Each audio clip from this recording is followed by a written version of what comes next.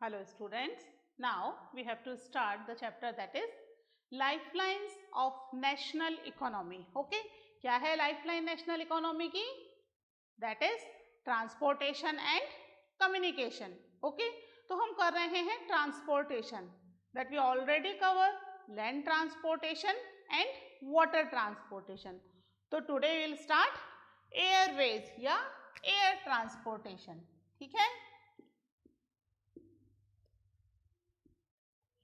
Airways जो है this is one of the costly transportation, सबसे महंगा ट्रांसपोर्टेशन है।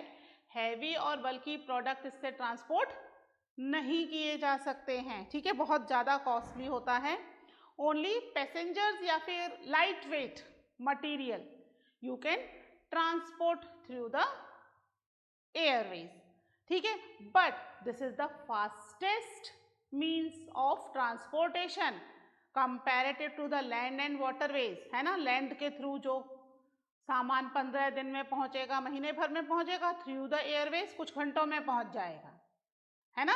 तो ये फास्टेस्ट मीन्स ऑफ ट्रांसपोर्टेशन तो है, बट साथ में कैसा है, बहुत ज्यादा कॉस्टली है। We can not transport bulky and heavy material through the airways, लेकिन बेसिकली जो मूवमेंट के लिए है, बिजनेस पर्पजेस के लिए जो मूवमेंट होते हैं, वो सभी मूवमेंट एयरवेज के थ्रू ही होते हैं, है ना। इंडिया में जो ट्रांसपोर्टेशन है, एयरवेज ट्रांसपोर्टेशन, वो काफ़ी डेवलप्ड हो चुका है, ठीक है।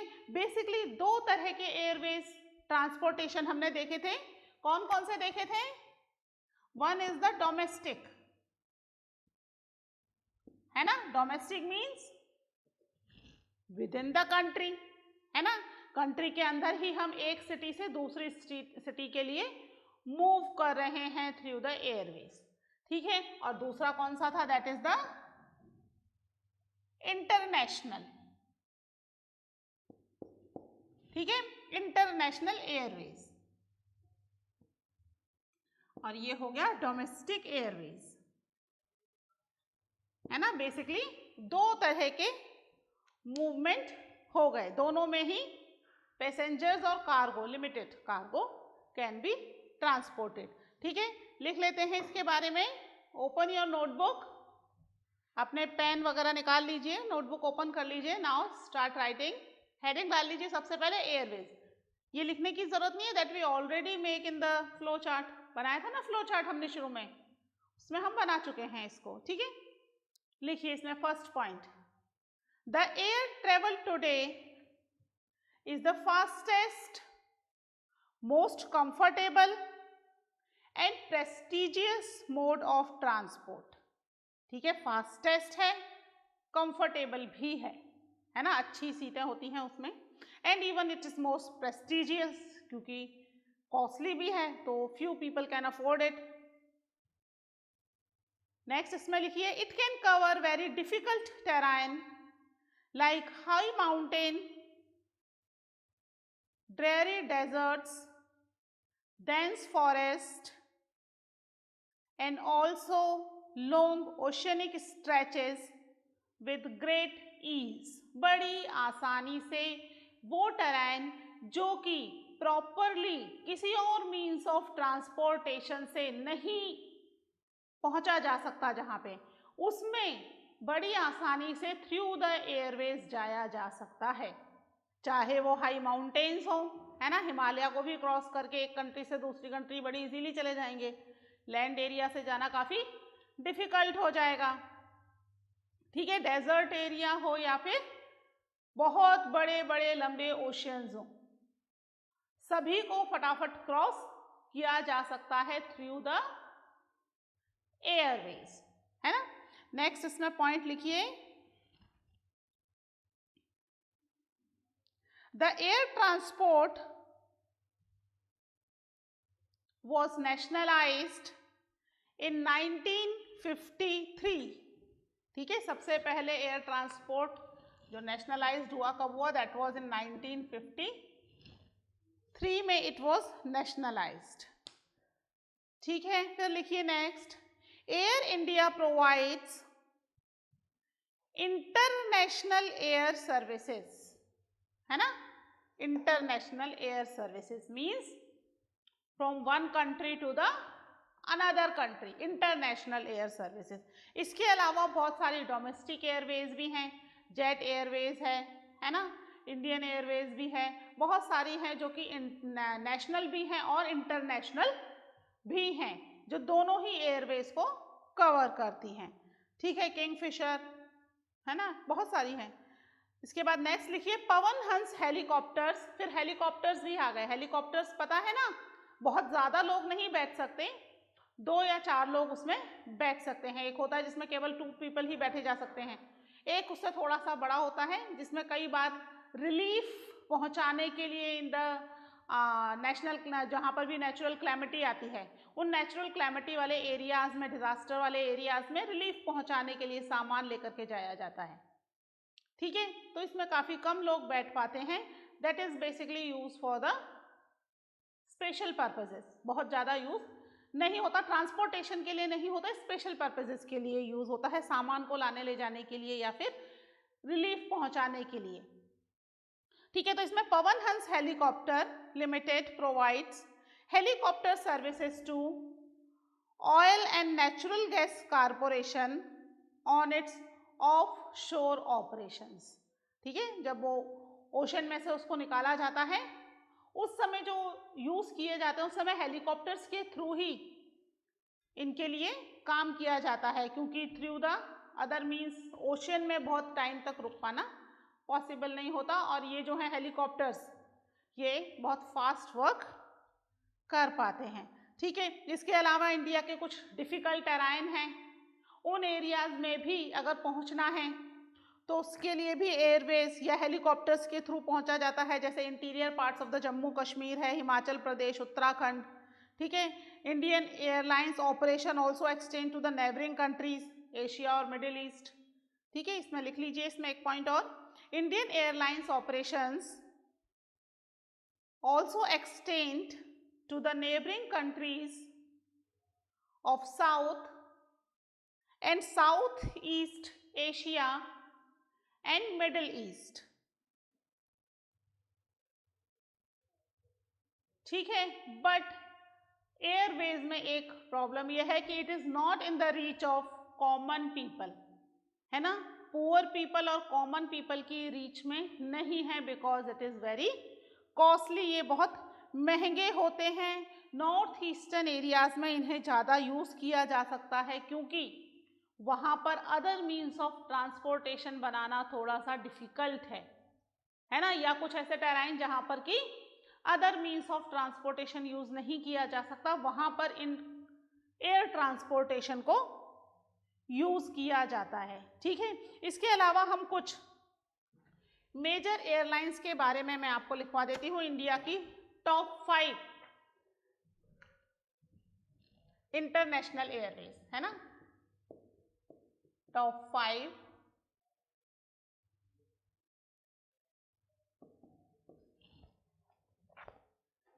International Airways. ठीक है, लिखिए इसमें फर्स्ट इंदिरा गांधी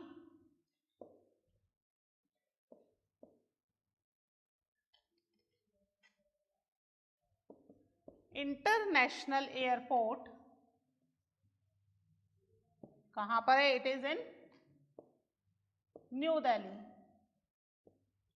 ठीक है, सेकंड नंबर पे लिख लीजिए छत्रपति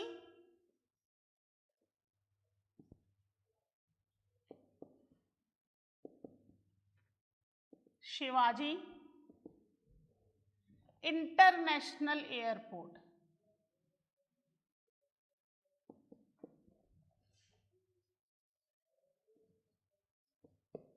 ठीक है, कहां पर है, इट इज इन मुंबई। ठीक है, थर्ड नंबर पे लिख लीजिए राजीव गांधी इंटरनेशनल एयरपोर्ट,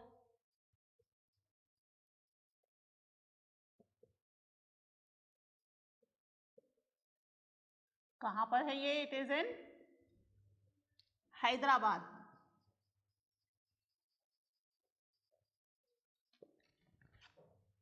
ठीक है, फोर्थ लिख लीजिए इसमें,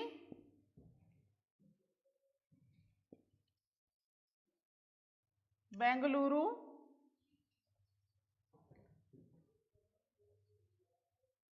इंटरनेशनल एयरपोर्ट। कहाँ है ये? बेंगलुरु में, बेंगलुरु नाम है तो ठीक है। फिर एक और लिख लीजिए last, that is Chennai airport.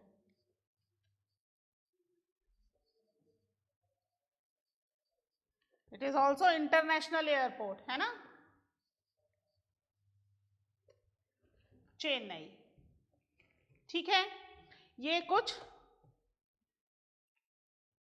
Major airports हैं international, top 5 international major airports. ठीक है, इसके अलावा हम कुछ और एयरपोर्ट्स भी करेंगे ड्यूरिंग डूइंग द मैप, जिसमें आपको पता रहेगा कि कौन सा पोर्ट कहाँ पर है। ये पोर्ट आपको पता होने चाहिए, तभी आप मैप में फिल कर पाओगे ना, नहीं तो मैप में कैसे फिल करोगे, है ना। और मैप में तो सही के फुल 1 मार्क, है ना, कोई किसी भी चीज के मार्क्स नहीं कट रहे। ठीक है, सही जगह पर मार्क किया, फुल मार्क्स लो, है ना। सही स्टेट भी मार्क कर दिया तो भी टीचर मार्क्स दे देती हैं कि सही स्टेट मार्क कर दिया बच्चे ने, एटलीस्ट पता तो है कि हैदराबाद में है ना, बच्चे को पता है न्यू दिल्ली में है, और न्यू दिल्ली मैप में कहाँ है, ये दोनों चीजें बच्चे को पता है। इस बात का भी नंबर दे देते हैं कई बार टीचर खुश होके कि एटलीस्ट इतना पता है। तो आपको पता होना चाहिए मैप में कौन सा स्टेट कहाँ है, तभी आप क्या कर पाओगे, इसके अंदर पोर्ट्स हो या एयरवेज हो, है ना, सबको आप तभी प्रॉपरली फिल कर पाओगे इन द मैप। और मैप में वी गॉट फुल मार्क्स, है ना, नहीं तो कहीं कहीं तो कुछ एयर स्पेलिंग मिस्टेक के या कोई चीज छूट गई उसके मार्क्स टीचर काट लेते हैं, बट इसमें you got the full marks. तो ये थोड़ा अच्छे से एक बार स्टडी कर लेना, है ना। बाकी एक बार मैप और हम करेंगे, ठीक है, इसको कर लीजिए, then we start next topic.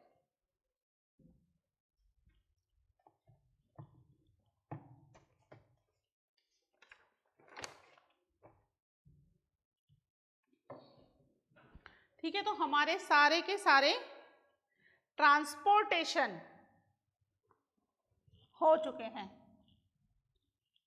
हो गए हैं ना। 3 ही ट्रांसपोर्टेशन थे, लैंड एयर वाटर, है ना, लैंड वाटर हम ऑलरेडी कर चुके, एयर हमने अभी कर लिया। अब जो नेशनल इकोनॉमी है उसकी लाइफ लाइन में और क्या चीज हमने पढ़ी थी, ट्रांसपोर्टेशन के अलावा क्या है life line of the national economy, that is communication, है ना, कम्युनिकेशन है लाइफ लाइन। तो अब हम कम्युनिकेशन के बारे में थोड़ा सा पढ़ेंगे।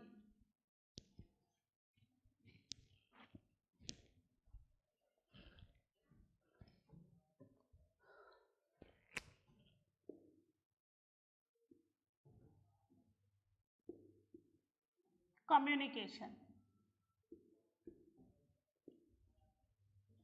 It is very very important. ठीक है, कम्युनिकेशन क्यों है बहुत ज्यादा इंपॉर्टेंट, ट्रांसपोर्टेशन के थ्रू तो हम एक जगह से दूसरी जगह जा ही रहे हैं, कम्युनिकेशन के थ्रू हम एक जगह से दूसरी जगह की पूरी इंफॉर्मेशन ले रहे हैं, है ना। पहले के टाइम पे कम्युनिकेशन ज़्यादा वास्ट नहीं था, तो पोस्टल सर्विसेज होती थी। इंडिया की postal service was one of the largest postal service in the world, है ना। अब तो पोस्टल सर्विसेज काफ़ी हद तक लिमिटेड हो गई हैं, कम यूज़ कर रहे हैं, बट अभी भी अगर हमें सामान एक जगह से दूसरी जगह ट्रांसपोर्ट करना है और हमें नहीं जाना, तो हम किसका यूज़ करते हैं, पोस्टल सर्विसेज का ही यूज़ करते हैं ना। राखी पे कैसे भेजते हो राखी, दूर बैठे हुए भाइयों को, थ्रू द पोस्टल सर्विसेज, है ना। कई सारी तरह की अलग अलग सर्विसेज इसमें प्रोवाइड होती हैं। लेकिन कम्युनिकेशन का जो है वो अभी इस समय काफ़ी हद तक एक्सटेंड हो चुका है। 2 तरह की कम्युनिकेशंस होती हैं, ठीक है। One is the personal communication,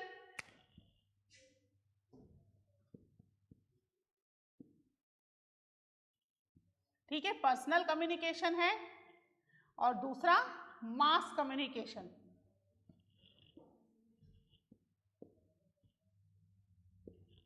mass communication. ये क्या होता है मास कम्युनिकेशन और पर्सनल कम्युनिकेशन?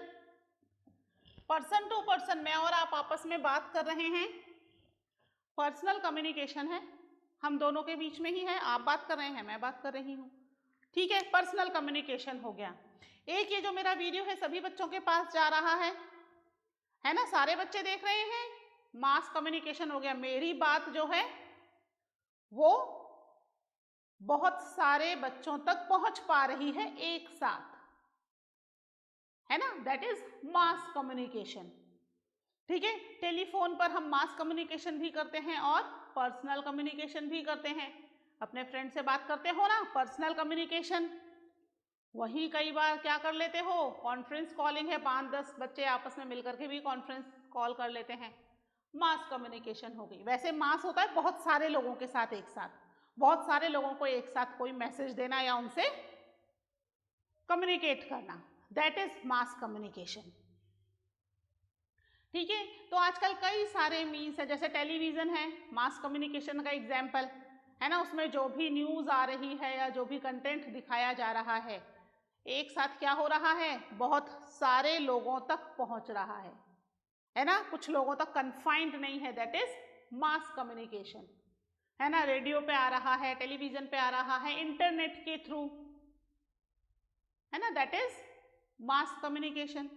पर्सनल कम्युनिकेशन है, किसी को ईमेल भेज रहे हो, लेटर भेज रहे हो, पर्सन टू पर्सन बात कर रहे हो, दैट इज पर्सनल कम्युनिकेशन, है ना। तो communication is very important for the development of country, और कम्युनिकेशन के लिए अभी इस समय तो कम्युनिकेशन इतना ज्यादा इजी हो गया है कि you can talk to anyone which is living at the distant from you, बहुत दूर कोई रहता है उससे आराम से आप फेस टू फेस बात कर सकते हो थ्रू द वीडियो कॉल, है ना। ऐसा लगता है शायद व्यक्ति सामने ही बैठा है, बड़े अच्छे से आराम से आप बातचीत कर पाते हो, ठीक है। पहले जो था ये जो कम्युनिकेशन था it was through the telephone, जिसमें फेस नहीं दिखता था, केवल आवाज सुनाई देती थी, है ना। और उससे भी ज्यादा पहले लेटर्स ट्रांसपोर्ट होते थे एक जगह से दूसरी जगह, बातचीत भी बहुत ज्यादा नहीं हो पाती थी क्योंकि एसटीडी कॉल होते थे, है ना, that charges a lot of money. फिर धीरे धीरे एसटीडी कॉल्स की प्राइजेस काफी कम हो गई and the government provide this facility to most of the villages and the area, सब जगह लगभग एसटीडी की फैसिलिटी प्रोवाइड हो गई, तो वो थोड़ा सा जो कॉस्टिंग थी वो कम हुई and the people start communicating. फिर उन्होंने ऑल ओवर इंडिया में इसकी प्राइस सेम कर दी एसटीडी कॉल्स की। पहले एसटीडी कॉल्स की प्राइस काफ़ी हाई होती थी and differ from place to place, है ना। एसटीडी कॉल्स को बुक कराने के लिए भी काफ़ी लंबी क्यू होती थी, एक जगह से दूसरी जगह आपको कॉल करना है, पहले you have to book it, है ना। टेलीफोन एक्सचेंज में आपको कॉल करके बुक करना होगा कि इस नंबर पे मुझे कॉल मिला करके दे दीजिए प्लीज़, फिर वो बुक होगा वहाँ से, जब लाइन फ्री होगी at that time they connect you, और फिर आपको कॉल आएगा कि भाई बात कर लो, कनेक्ट हो गए, तो फिर आप उतनी देर बैठो आराम से वेट करो कि मेरा कॉल कनेक्ट होगा तो फिर मैं बात करूँ, है ना। आप लंबे टाइम के लिए फ्री होने चाहिए, कई बार 1-1, 2-2 घंटे भी लग जाते थे कॉल कनेक्ट होने में, और अभी तो बहुत ज़्यादा ईजी हो गया है because of the technology, so much of new technology introduce now in the communication, है ना। तो इसके बारे में हम कुछ पॉइंट्स लिख लेते हैं अब, चलिए फटाफट हेडिंग डाल लीजिए। कम्युनिकेशन, है ना, दो तरह का कम्युनिकेशन है, personal communication and mass communication.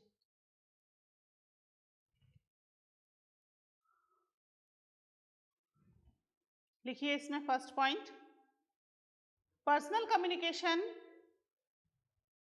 And mass communication include television, radio, press, film, etc. are the major means of communication in the country, ठीक है। सेकेंड पॉइंट लिखिए इसमें,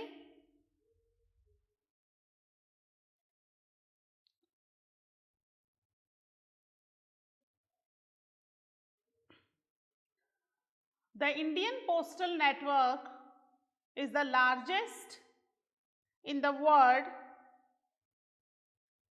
It handles parcels as well as personal return communication. ठीक है, parcel तो पहुंचा ही रहा था, personal return communication means letters. ठीक है, इन सबको हैंडल कर रहा था। अभी प्रेजेंटली इतना ज्यादा नहीं हो रहा, पार्सल्स तो अभी भी मूव हो रहे हैं, बट पर्सनल रिटर्न कम्युनिकेशन अभी इतना ज्यादा नहीं चल रहा है। ठीक है,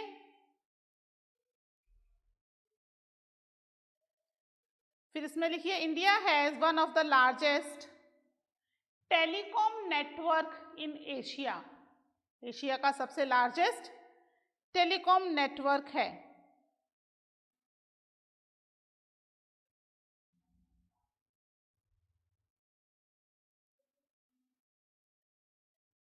ठीक है, पहले एसटीडी फैसिलिटी चलती थी, तो गवर्नमेंट ने एसटीडी फैसिलिटी इतनी ज़्यादा एक्सटेंड कर दी थी कि इंडिया के most of all the village were covered by these STD facility. ठीक है, एसटीडी फैसिलिटी की फुल फॉर्म है सब्सक्राइब ट्रंक डायलर, है ना। एक बार इसकी फुल फॉर्म तो आप लिख ही लो। अभी एसटीडी का इतना ज़्यादा चलन नहीं है। ठीक है, एसटीडी क्या है फुल फॉर्म? सब्सक्राइबर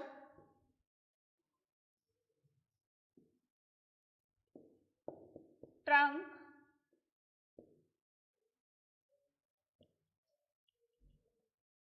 डायलिंग, है ना। Subscriber trunk dialling, that is the full form of the STD, which provide the telephonic facility to all over the country।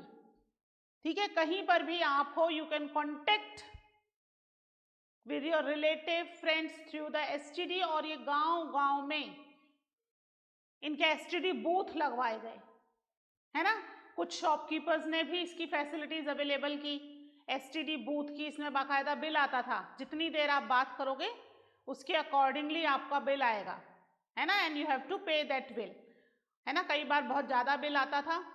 बाद में गवर्नमेंट ने इसकी जो रेट थी फ़ोन करने की, रेट्स वॉज लिमिटेड, काफ़ी हद तक कम कर दी थी। जैसे जैसे टेक्नोलॉजी डेवलप हो जाती है, क्या होता है, चीज़ों की प्राइजेस थोड़ी कंट्रोल होती है। न्यू टेक्नोलॉजी आती है, तब उस समय चीज़ों की प्राइजेस काफ़ी हाई होती है। तो काफ़ी ज़्यादा एसटीडी की फैसिलिटीज़ वॉज अवेलेबल करवा दी गई by the government. But now तो मोबाइल्स आ चुके हैं, है ना, और मोबाइल आने के बाद एसटीडी की फैसिलिटी की अब कोई ज़रूरत ही नहीं। मोबाइल में भी पहले एसटीडी कॉल्स के अलग ज़्यादा पैसे लगते थे।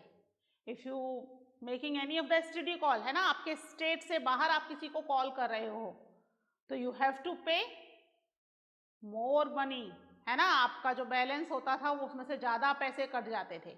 आजकल तो अनलिमिटेड कॉल्स का फैशन आ गया है, ये भी कुछ टाइम से ही आया है। उससे पहले तक आप जितनी कॉल करोगे accordingly you have to carry the balance in your mobile. अगर बैलेंस नहीं है मोबाइल में तो you can not call to anyone.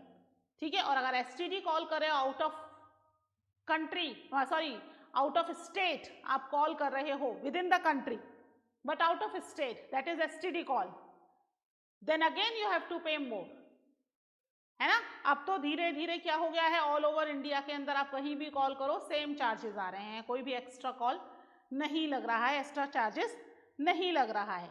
ठीक है, नेक्स्ट इसमें लिखिए mass communication provides entertainment and create awareness among people about various national programs and policy। Next लिखिए mass communication include radio, television, newspaper, magazine, books and films. ठीक है, जैसे पहले आकाशवाणी आती थी रेडियो पर, अभी तो एफएम काफ़ी चल पड़ा है, उस समय तक एफएम का फैशन नहीं था, कुछ सालों पहले तक केवल आकाशवाणी रेडियो पे, है ना, आकाशवाणी चैनल होता था और उसके through you can heard about various news है, कृषि से रिलेटेड मैसेजेस हैं या सॉन्ग्स हैं, वो आकाशवाणी पे सुनने को मिलते थे, है ना। स्टोरी प्ले वगैरह भी आते थे आकाशवाणी पे, आप you can hear it, you can watch it. ठीक है, फिर टेलीविज़न का एग्जिस्टेंस बढ़ा, दूरदर्शन चैनल आता था, केवल एक चैनल था, दैट वाज दूरदर्शन। ठीक है, उसी में ही सब चीज़ें आती थी। सॉन्ग्स हैं या मूवीज हैं, लिमिटेड टाइम पे फिक्स टाइम होता था कि इस दिन मूवीज आएंगी, इस दिन सॉन्ग्स आएंगे, इस दिन सीरियल्स आएंगे, न्यूज आएगी, सब चीज़ों का टाइम फिक्स था, है ना, दूरदर्शन के ऊपर। तो काफ़ी लोग वेट करते थे दूरदर्शन पे फेवरेट प्रोग्राम्स का, है ना। हर एज ग्रुप को इसने कवर किया हुआ था दूरदर्शन को, बच्चों से लेकर के एल्डरली पीपल तक के लिए अलग अलग तरह के प्रोग्राम उस पर ब्रॉडकास्ट होते। नाउ तो we have so many channel, news के अलग से बहुत सारे चैनल्स हैं, सीरियल्स के अलग चैनल हैं, मूवीज़ के अलग चैनल है, जोग्राफिकल चैनल, हिस्टोरिकल चैनल, है ना, आस्था है, स्पिरिचुअल चैनल्स, बहुत सारे चैनल्स अभी आ चुके हैं। But that time there was only one channel जिसपे ये जितने भी वेरियस टाइप्स ऑफ चैनल्स हैं सब एक ही जगह आते थे, सारा प्रोग्राम एक ही जगह देखने को मिलता था। ठीक है, लिखिए, India published a large number of newspaper and periodicals annually. ठीक है, बहुत सारे न्यूज़पेपर प्रिंट होते हैं, लगभग 100 से भी ज़्यादा लैंग्वेजेस में इंडिया में न्यूज़पेपर प्रिंट होते हैं। 22 लैंग्वेज तो हमारी कॉन्स्टिट्यूशन में शेड्यूल्ड लैंग्वेज ही हैं, इसके अलावा we have so many different dialects and languages, तो लगभग 100 लैंग्वेजेस एंड डिफरेंट डायलेक्ट्स में न्यूज़पेपर इंडिया में प्रिंट होते हैं। ठीक है, इसके अलावा नेक्स्ट इसमें लिखिए, India is the largest producer of feature films in the world. Largest producer of feature films in the world. It produced short film, video feature film and video short films. ठीक है, next point लिखिए इसमें, the Central Board of Film Certification is the authority to certify both Indian and foreign films. ठीक है, तो India जो है वो पार्सल भी बहुत सारे भिजवा रहा है, पोस्टल में नंबर 1 है, टेलीफोनिक कम्युनिकेशन में नंबर 1 है, फीचर फिल्म में नंबर 1 है, because India is a vast country, है ना। वास्ट कंट्री होने के साथ साथ it is the second largest populated country भी है। तो सभी को सभी फैसिलिटीज अवेलेबल करवाने के लिए the government tried his level best, और उसकी वजह से क्या हो रहा है, सभी को कम्युनिकेशन फैसिलिटी मिले, इसके लिए गवर्नमेंट, अभी भी मोबाइल नेटवर्क इंडिया का सबसे लार्जेस्ट है, सबसे ज़्यादा मोबाइल्स इंडिया में यूज़ किए जा रहे हैं, it is the largest mobile network in the world, है ना। कई सारी अलग अलग तरह की नेटवर्क कंपनीज आ चुकी हैं, एयरटेल है, वोडाफोन है, आइडिया और वोडाफोन तो मर्ज हो गए हैं, इसके अलावा MTNL, BSNL गवर्नमेंट बेस्ड है, MTNL BSNL तो काफ़ी हद तक गायब ही हो चुके हैं, प्राइवेट कंपनीज ज़्यादा चल रही हैं। जियो सबसे ज़्यादा इस समय, जियो जो है वो डाटा भी दे रहा है, कम्युनिकेशन की फैसिलिटी भी दे रहा है in the very less charges. ठीक है, तो इस तरीके से कम्युनिकेशन जो है वो काफ़ी हद तक हमारे लिए इम्पॉर्टेंट है, and it is important for the development of the country also. Country के डेवलपमेंट के लिए भी इसका बहुत ज़्यादा इम्पॉर्टेंट रोल है, इसीलिए हमारी नेशनल इकोनॉमी में ये किसका रोल प्ले कर रहा है, it is known as the lifeline of the national economy. ठीक है, तो इसके साथ ही हमारा ये लेक्चर कंप्लीट होता है, मिलते हैं नेक्स्ट लेक्चर में with the new topic. Till then take care, bye.